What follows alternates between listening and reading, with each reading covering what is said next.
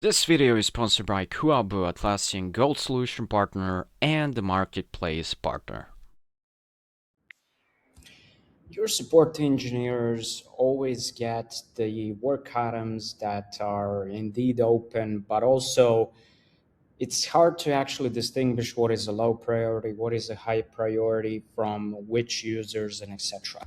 In this video, we're going to be building an AI agent that will actually help us to actually determine the risk assessment of certain work items and hook it up to the Jira automation rule.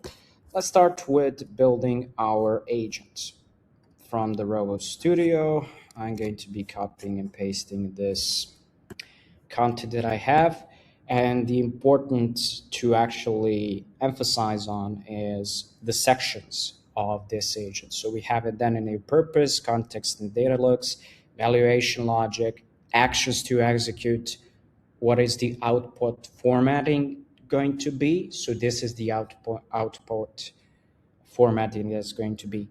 We're going to pause it right here, then we're going to go back when the agent has been finished. Now, there's also an option for us to create the automation rule from the Rovo Studio as well, which actually is something that takes less time when you're doing it manually from the automation rules from the Jira service management side. So the automation rule actually needs to be like this. When the work item has been actually created, we trigger our created agent, and what we need to have is the analysis of it.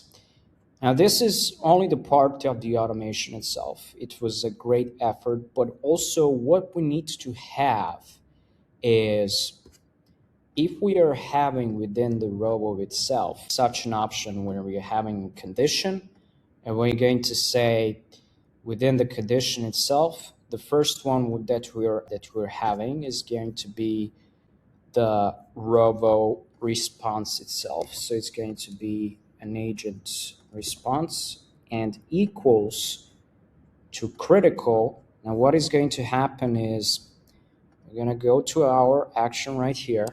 We're going to edit work item. And what's going to be done in here is we're going to also edit the priority itself, because if we're doing it like this, it's not complete. So that's the thing. And we're having this for the current work item. And that's it. We're actually done with this automation rule. We're going to test it out.